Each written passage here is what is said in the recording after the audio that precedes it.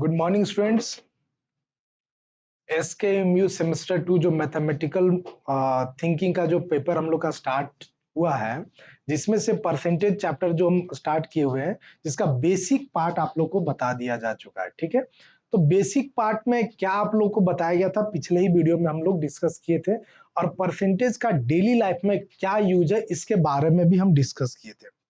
खास करके हम ये बात को रिपीट किए थे कि ना केवल साइंस स्ट्रीम के स्टूडेंट, कॉमर्स, आर्ट्स जितने भी हैं, सबके मन में यही चीज लग रहा है कि हम लोग किसी तरीके से मैथ से पीछा छुड़वा दिए।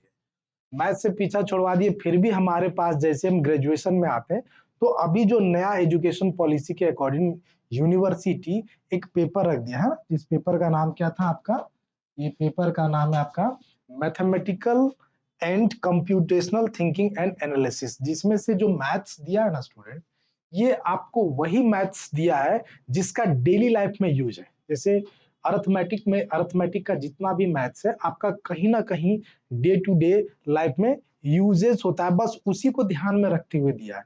कोई बहुत ज्यादा टफ सिलेबस नहीं दिया हुआ है। ठीक है, तो उसमें से जो हमारा पहला टॉपिक था परसेंटेज, जिसके बारे में डिस्कस किए थे, एकदम बेसिक जीरो से, मतलब है कि आप कभी इससे पहले मैथ्स पढ़े भी नहीं है, सिर्फ आपको प्लस माइनस मतलब मल्टीप्लिकेशन, जोड़ घटाव गुना भागा आता है तो आप परसेंटेज कर सकते हैं। बस हमारा यही है कि आपको कैलकुलेशन आना चाहिए। यदि आप कैलकुलेशन अच्छे तरीके से कर पा रहे, आप मैथ्स कर लीजिएगा, कोई दिक्कत नहीं है। ठीक है, चलिए, तो पिछले क्लासेस में जो हम लोग पढ़े थे उसमें से हम लोग क्या पढ़े थे कि सबसे पहली बात है परसेंटेज क्या होता है। ठीक है ना। उसके बाद हम लोग पढ़े थे कि फ्रैक्शन का जो पार्ट होता है उसको परसेंटेज में कैसे कन्वर्ट करते हैं, परसेंटेज का पार्ट जो होता है उसको हम लोग फ्रैक्शन में कैसे कन्वर्ट करते हैं।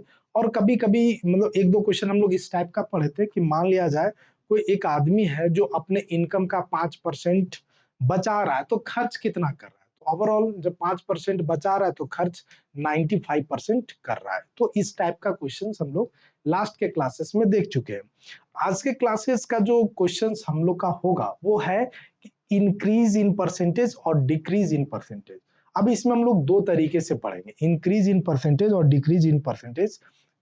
कहने का मतलब है कि मान के चलो आज दूध का दाम 28 रुपया है। ठीक है, कल क्या करेगा कि कल आप जाइएगा तो आपको दूध का दाम बढ़ा हुआ मिलेगा 30 रुपया से, है ना। कितना मिलेगा? 30 रुपया। तो वही चीज, आज हमारे पास रेट कितना था? 28 रुपया। कल जब हम उसको लेने गए तो वो रेट कितना हो गया? 30 रुपया। तो पूछिएगा ना आप दुकानदार से कि भैया दुकान ये दूध का दाम एक ही दिन में बढ़ गया क्या? हाँ बढ़ गया। तो कितना परसेंट बढ़ा? समझ में आ रहा ना, कितना परसेंट बढ़ा?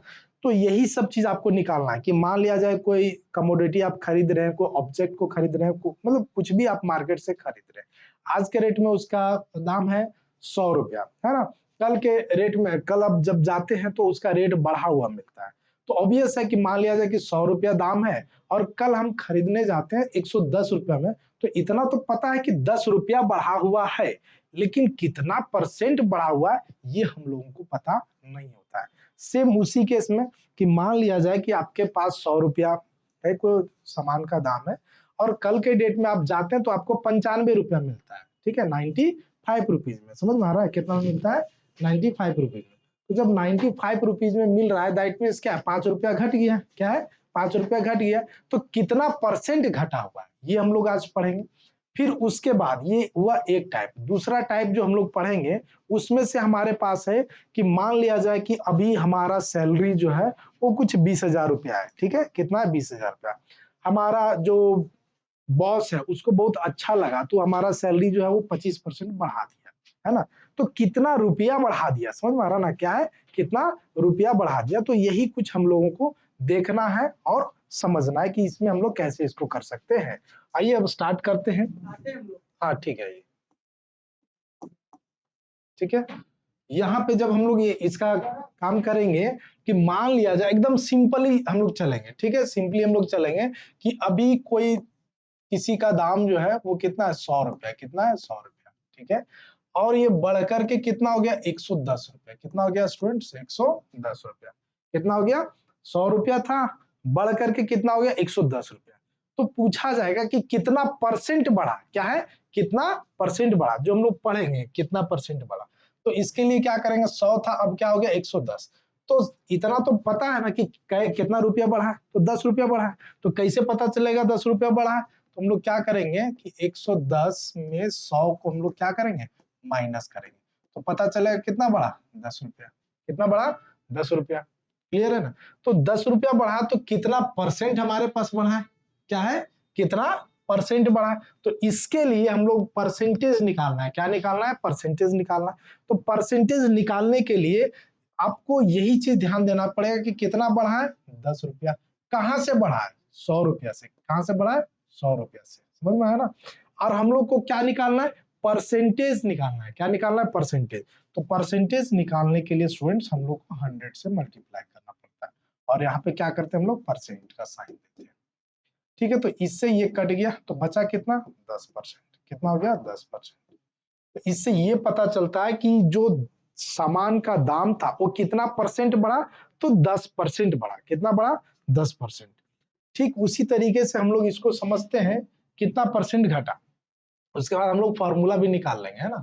उसके बाद हम लोग फॉर्मूला भी निकाल लेंगे कि मान लो कि अभी कोई ऑब्जेक्ट का दाम है 100 रुपया। कितना है, 100 रुपया, और वो हो गया 95 रुपया। समझ में आ रहा है, कल के डेट में कितना हो गया, 95 रुपीज हो गया। कितना हो गया स्टूडेंट्स, 95 रुपीज।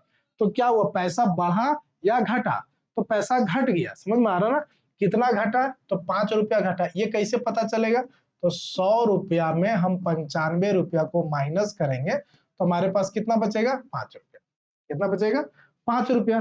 अब ये जो 5 रुपया है, समझ में आ रहा ना, 5 रुपया है, ये कहाँ था, मतलब इसका ओरिजिनल 5 रुपया कहाँ से घटा है, 100 रुपया से घटा है। यहाँ पे 100 हो जाएगा, और परसेंटेज में करना है तो इसको 100 से मल्टीप्लाई करेंगे। क्या करेंगे, 100 से मल्टीप्लाई करेंगे। क्लियर है, 100 से मल्टीप्लाई करेंगे तो ये जीरो कट जाएगा, हमारे पास बचेगा कितना, 5%। कितना बचेगा, 5%। क्लियर है, समझ में आ गया, कोई दिक्कत। ठीक है, तो यहां से ये पता चलता है स्टूडेंट्स कि कितना परसेंट उसका डिक्रीज हुआ। तो क्या पता चला कि 5% घटा है दाम।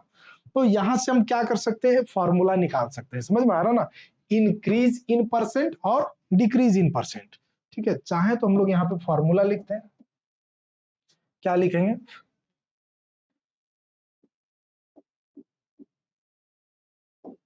Increased percent. तो इंक्रीज्ड परसेंट निकालने के लिए फॉर्मूला क्या हो जाएगा, increased value, increased value divided by original value.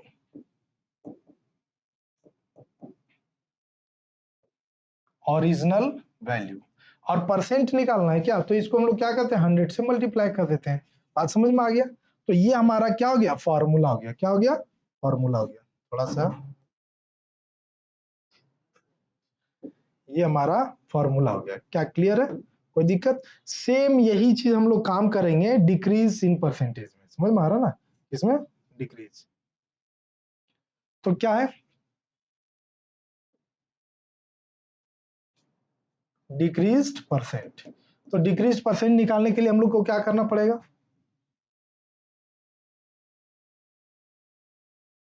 Decreased value divided by original value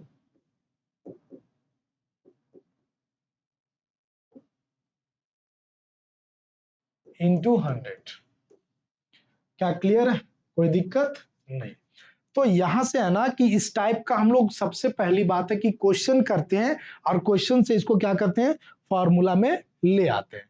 तो समझ में आ गया कि कभी भी परसेंटेज बढ़ता है या फिर घटता है तो उसको कैसे निकाला जाएगा। ठीक है, चलिए एक क्वेश्चन लेते हैं, यहां से क्लियर हो गया होगा।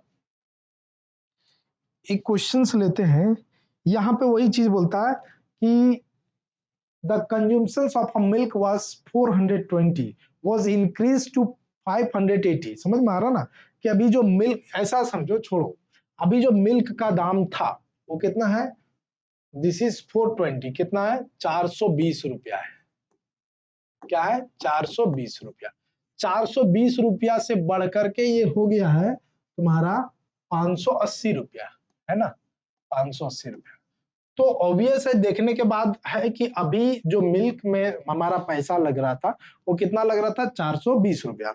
अब बढ़ करके कितना हो गया है, 580 रुपया। कितना हो गया है, 580 रुपया। तो कितना बढ़ा, कितना बढ़ा, तो कितना बढ़ा, तो इसके लिए हम लोग क्या करेंगे, 580 माइनस 420 इज इक्वल टू 160।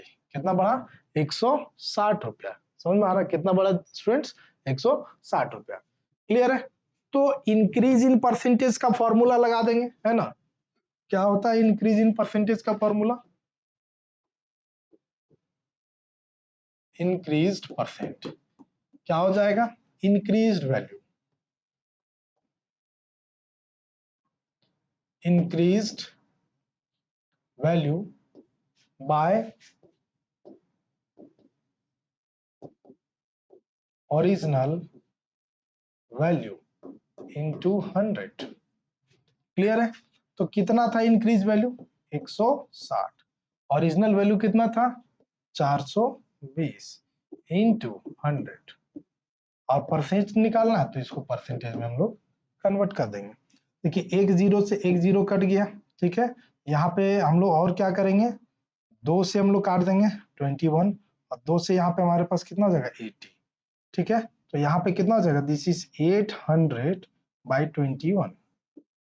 तो इसको सॉल्व करेंगे, तो इसको सॉल्व करेंगे तो कुछ आपके पास 38.095% आएगा। क्या क्लियर है इस तरह का। इसका का पूरा क्वेश्चन क्या है कि मान लो को ऑब्जेक्ट का दाम जो है वो बढ़ गया, कितना, 580, कितना से 420 से, तो कितना परसेंट इंक्रीज किया और कितना परसेंट डिक्रीज किया। कोई दूसरा क्वेश्चन हम लेते हैं, चलो यही है। अब लेते हैं हम अगला क्वेश्चन, है ना। अगला क्वेश्चन में हमारे पास क्या है, इसको समझते हैं। बोलता है the population of a city increase 10% annually. समझ में आ रहा ना, इसको लिखते हैं। देखो, the population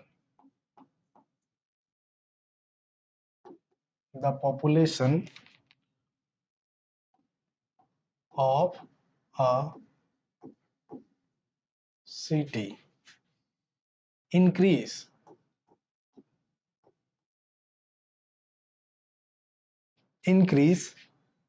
10% annually.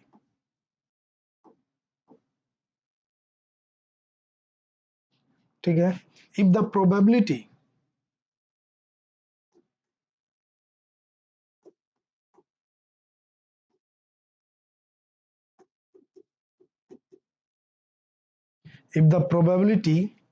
at the probability क्यों लिख रहा है, if the population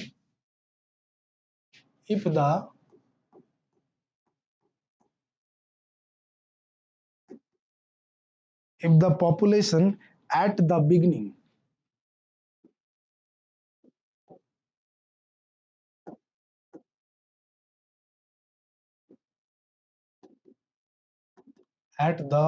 beginning be 79800, है ना। find the population find the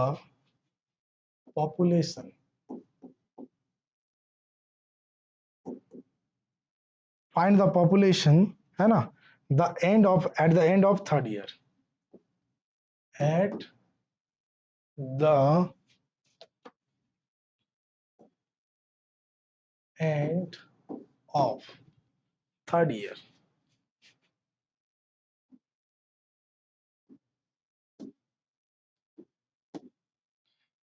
questions बहुत अच्छे तरीके से समझ में आ गया होगा कि किसी शहर का पॉपुलेशन जो है, समझ में आ रहा ना, किसी शहर का पॉपुलेशन हर एक साल 10% बढ़ रहा है, तो 3 साल में उस शहर का पॉपुलेशन क्या हो जाएगा।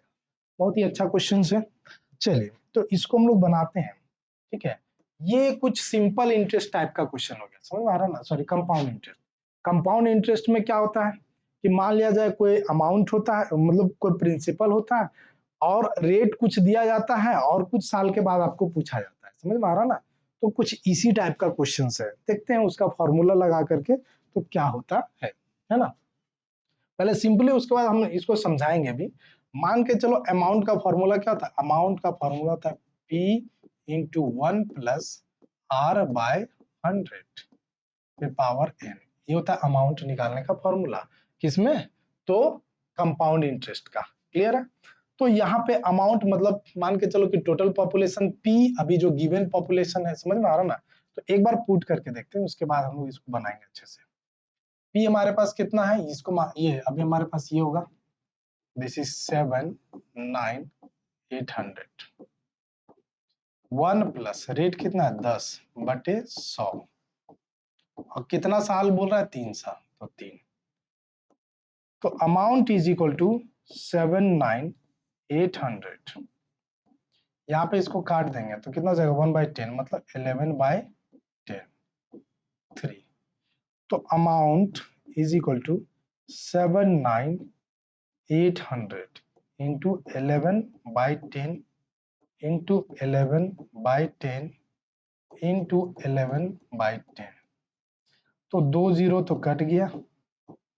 ठीक है, अब यहाँ पे हमारे पास अमाउंट इज इक्वल टू, ये अमाउंट नहीं है, इसको हम समझाएंगे कि क्या है। 11 को 11 से मल्टीप्लाई करेंगे तो 121, 121 को हम लोग 11 से मल्टीप्लाई करेंगे 1331/10। अब जिसका लगभग वैल्यू कितना आ रहा है, दिस इज लगभग वैल्यू आ रहा है 106, दिस इज 106,213 213.8 ये आ रहा है। ठीक है, तो यहाँ पे ये पैसा तो है नहीं, ये तो है पॉपुलेशन, तो इसको पॉइंट में लिखेंगे नहीं। तो amount is equal to, this is 106,214। समझ में आ रहा है ना। इतना मतलब 3 साल के अंत में जो आदमी का मतलब 3 साल में इतना पॉपुलेशन बढ़ जाएगा। समझ में आ रहा है, इतना पॉपुलेशन बढ़ जाएगा। ये तो था आपका फॉर्मूला पे। थोड़ा इसको हम समझते हैं शॉर्ट ट्रिक में कि कैसे करना है, समझना कैसे है। ठीक है, बहुत ही आसान है ना, बहुत ही आसान है। आप लोग बिल्कुल अच्छे तरीके से इसको कर सकते हैं। क्या है, देखो कभी भी परसेंटेज निकालना है, जब परसेंटेज ऐसा भी आएगा क्वेश्चंस कि अभी 10% बढ़ा, अगले साल 5% घट गया, फिर उसके अगले साल 20% बढ़ा, तो इस तरह का भी क्वेश्चंस आएगा। तो जब आप इसको चाहो इजी वे में भी बना सकते हो। कैसे इजी वे में बना सकते हो स्टूडेंट्स, तो कभी भी परसेंटेज को हम लोग 100 से लेकर के चलते हैं। ठीक है, तो यहाँ पे कभी भी परसेंटेज हमेशा कितना में रहता है, 100 में। कितना में रहता है, 100। तो बताओ कि 10% बढ़ रहा है, हर साल 10-10% बढ़ रहा है, 3 साल है ना, हर साल 10-10% बढ़ रहा है। तो 10-10% बढ़ रहा है, तो मान लो कि इसका 10% निकालते हैं, 10%। और क्या हो रहा है, बढ़ रहा है क्या। तो 100 का 10%, हम बोले थे कि किसी भी नंबर का 10% निकालना हो तो नंबर से हम लोग 10 को डिवाइड कर देते हैं। ठीक है, तो यहाँ पे कितना हो जाएगा, इसका 10 हो जाएगा वैल्यू। और यहाँ पे हम करते हैं प्लस। हम प्लस क्यों कर रहे हैं, क्योंकि हमको बढ़ रहा है, तो इसलिए ऐड करेंगे। तो 100 में हम 10 ऐड करेंगे तो कितना हो जाएगा, 110। कितना हो गया, 110। क्लियर है कि 10% बढ़ने पे कितना हो गया, 110। फिर इसका 10% बढ़ रहा है ना, फिर इसका कितना है, 10% बढ़ रहा है। तो जब 10% बढ़ रहा है, दैट मीन्स कितना बढ़ रहा है, तो इसको हम लोग 10 से डिवाइड कर देंगे तो प्लस 11 हो जाएगा। तो कितना हो जाएगा, 121 हो जाएगा। कितना हो जाएगा स्टूडेंट्स, 121 हो जाएगा। फिर इसका 10% बढ़ रहा है ना, फिर इसका कितना बढ़ रहा है, 10%। तो इसका 10% कितना हो जाएगा, 12.1। अब इसमें से हम लोग 12.1 में ये भी हमारे पास क्या हो जाएगा, प्लस। तो 121.0 और 12.1 इसको ऐड करेंगे तो 1331, मतलब ये हो गया 133.1। चलिए अब देखिए, था कहां पे, 100 पे, पहुंच कहां पे गया, 131 पे। दैट मीन्स हुआ क्या है, देखो 10, मान लो कि कहीं पे बोलता कि अगला साल हमारा 10% माइनस हो रहा था, यहाँ पे माइनस करते। समझ में आ रहा ना। तो अभी था कितना, 100 ये था। अब मान के चलो कि यहाँ पे ये दोनों में कितना का डिफरेंस है, ये 100 था और पहुंच गया कितना, 133.1। दैट मीन्स परसेंटेज बढ़ा है। तो कितना परसेंट बढ़ा है स्टूडेंट, तो 33.1% बढ़ा है। कितना बढ़ा है, 33.1%। क्या है, पॉपुलेशन बढ़ा है, किसका, जो पॉपुलेशन था। तो पॉपुलेशन था कितना, इतना, तो इतना का इतना बढ़ गया ना, मतलब 79,800 का 33%, 33.1% पॉपुलेशन बढ़ा है। बढ़ा कि नहीं बढ़ा, बढ़ गया। चलिए वेरी गुड। अब यहाँ पे 7,9,800 इंटू, इसको हम लोग क्या लिखेंगे, 33 1, और यहाँ पे 10 और परसेंट है तो इसके लिए हम लोग 100 करेंगे। समझ में आ रहा ना, जब इसको हम लोग सॉल्व करेंगे, समझ में आ रहा ना, इसको हम लोग काटेंगे तो इसको मल्टीप्लाई करेंगे तो कुछ अप्रोक्स तुम्हारे पास आएगा 26,413, 26,413.8 आएगा। समझ में आ रहा ना, 26,413.8। अब 79,800 का 33% इतना हुआ, तो टोटल आबादी कितना हो गया, तो इसमें से इसको ऐड कर देंगे, टोटल पॉपुलेशन है ना, टोटल, तो टोटल के लिए 79800 प्लस 26,413.8 ऐड करेंगे तो अप्रोक्स यही चीज आएगा, कितना आएगा, दिस इज 106214। बात समझ में आ गया। तो ये था आप समझने के तरीका से, लेकिन जब आपको बनाना है ना तो इस तरीके से, ठीक है। अब यहाँ पे आप अमाउंट ले लो या फिर टोटल पॉपुलेशन ले लो, जैसे ले लो। अब हम ये फॉर्मूला का यूज क्यों किए, इसके पीछे का भी रीजन आपको समझना पड़ेगा। मतलब हर साल बढ़ रहा है, समझ, 10% बढ़ा, फिर 10% बढ़ करके 110, उसका 10% बढ़ा, समझ में आ रहा ना। तो ये पूरा का पूरा कंपाउंडिंग के जैसा चल रहा था, तो हम लोग कंपाउंडिंग का फॉर्मूला लगाए। देखिए अब आप थोड़ा सा, आपका लेवल स्टैंडर्ड बढ़ चुका है, तो आप सिचुएशन मतलब क्वेश्चन के अकॉर्डिंग आपको फॉर्मूला का यूज करना पड़ेगा स्टूडेंट्स। मिलते हैं नेक्स्ट क्वेश्चन, देखते हैं क्या दिया है। अब है कोई मशीन का जो रेट है वो मतलब घट रहा है 10% पर एनम, हर साल कितना 10% घट रहा है। आप इफ द, और बोलता है कि if after 4 years the value of machines, देखो यहाँ पे बोलता है the depreciation rate of a machine is 10%। देखो एकदम पूरा अच्छे से समझना है।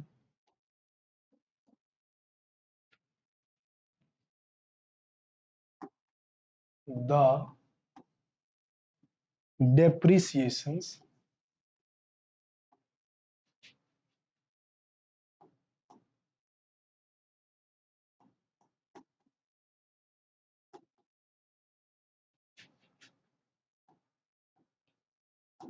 rate of a machine is 10% per annum।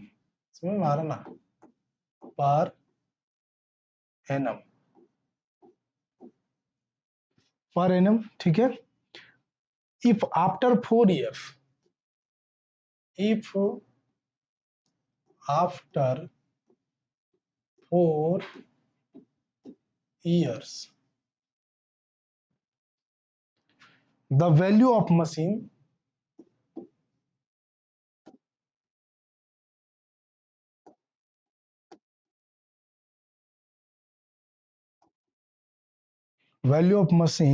is 131,220, find the cost of machine, है ना, find the cost of machine। Clear है। तो अब देखो ये जो मशीन का रेट है ना वो हर साल 10% घट रहा है। अब कहां से घट रहा है ये तो नहीं पता, लेकिन घट के कहां तक पहुंच रहा है ये हमको पता है। समझ में आ रहा ना। तो अभी भी हम लोग वही फॉर्मूला का यूज कर देते हैं। मान के चलो सॉल्यूशन में जब हम लोग आते हैं तो इसको मान लो अमाउंट कितना है, घट करके कहां तक पहुंच जाएगा, यहाँ तक। क्लियर है। प्रिंसिपल सोचो नहीं दिया है, मतलब मशीन का वैल्यू नहीं दिया है। रेट हमको पता है कितना 10%, और टाइम हमको पता है एन, हमको पता है कितना 4। तो क्या होता है formula, amount is equal to principal 1 minus R by 100, और यहाँ पे एन। तो अमाउंट हमारे पास कितना दिया हुआ है 131,220 इज इक्वल टू पी कितना दिया हुआ है, नहीं दिया हुआ, पी तो निकालना ही है।